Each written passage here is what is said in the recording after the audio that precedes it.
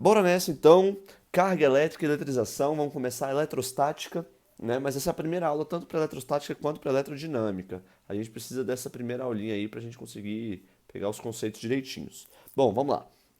Vamos começar por Tales de Mileto. Tales de Mileto foi um filósofo do século 6 a.C. e eles já sabiam, esses filósofos, que o âmbar, em contato com a pele, em fricção com a pele, fazia atrair determinadas coisinhas pequenas, né? Determinados grãos de grama, algumas coisinhas bem pequenininhas, né? Para quem não sabe, o âmbar é uma resina fóssil de uma espécie de pinheiro. Já foi extinta, não existe mais entre nós, que pena, mas era muito utilizado para fazer colares. Dane-se, né? Tô nem aí pra isso. Bom, então Tales de Mileto começou esse estudo. E aí veio depois a âmbar significa elétron, e aí por isso que existe o nome elétron hoje, né? Bom, e aí veio William Gilbert e descobriu que esse procedimento de atrair, né, o âmbar em fricção com a pele, atraindo essas outras coisas, também existia com outros objetos. A parafina, o vidro, a borracha, também existia com todos esses outros objetos. Então, acabou que o William Gilbert também descobriu isso daí. Beleza? Bom, aí veio Benjamin Franklin, o descobridor, né, o autor do para-raio, que a gente usa até hoje. Ele veio no século XVIII e começou a pesquisar mesmo a eletricidade. Então a gente pode dizer que Benjamin Franklin foi o primeiro pesquisador, né, da eletricidade em si. E aí vieram vários outros aí, como com seus nomes, né? O Joule estudou também, o Tesla estudou, e aí veio todo mundo estudando e criando a lâmpada e criando tudo que a gente tem hoje, certo?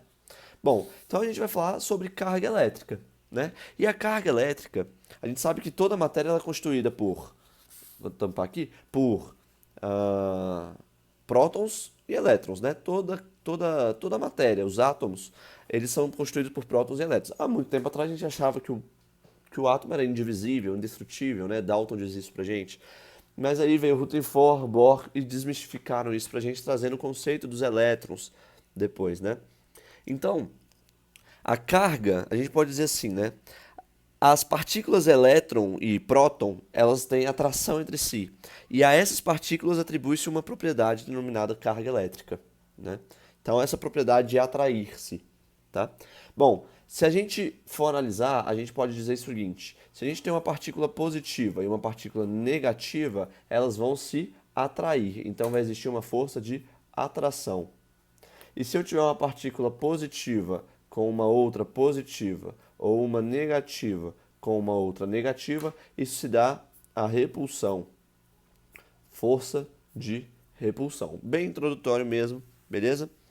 Bom, há muito tempo não sabia que o átomo era indivisível. Hoje já sabe várias divisões, né? Chegam-se até os quarks, que possuem cargas de 1/3 a 2/3, né, do elétron.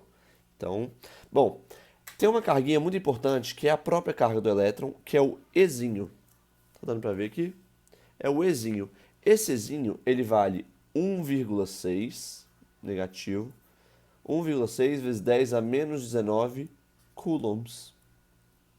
Não tá dando para ler, né? Vou pôr aqui logo. Coulombs. Peraí, tem que ficar reto, né, jovem?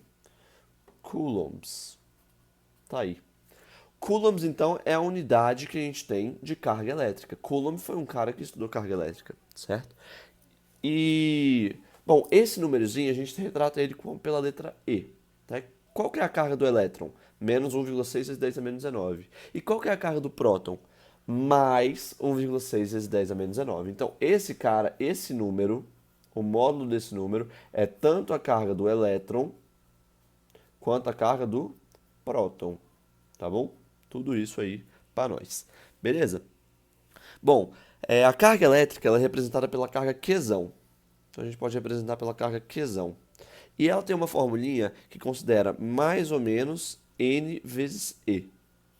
Essa formulinha serve para você calcular quantos elétrons estão mudando de lugar. N é o número de elétrons, tá bom? Então, quantidade, vamos escrever assim, ó, quantidade de elétrons. E E é a carga de um elétron, vale 1,6 vezes 10 a menos 19. Certinho? Bom, vamos ficar por aqui, por essa aulinha bem tranquila. Só para finalizar rapidinho, é com essa aula que a gente introduz, então, Opa, caiu a caneta. A elétrica, ela pode ser subdividida. Ela existe, então a gente pode escrever elétrica e escrever assim, ó, eletrostática, eletrodinâmica, mais magnetismo, eletromagnetismo, tá bom? Então, a elétrica, tem um acento aqui, essa é a primeira aula que traz pra gente todos os outros conceitos em si. Ah, eu esqueci de falar um negocinho, né? A carga elétrica ela pode ser eletrônica, como prótons e elétrons, ou iônica. Né? Iônica significa íons. O que são íons? São caras que perderam elétrons e prótons. Os eletrônicos significam objetos que possuem excesso de elétrons. Vai ficar mais claro na próxima aula. E os materiais dielétricos ou isolantes, eles não conduzem energia elétrica. Tá ok? Vamos ficar por aqui então. Até daqui a pouquinho. Ainda nessa aula, vocês vão ter que assistir outro vídeo para não ficar muito grande. Falou, tchau.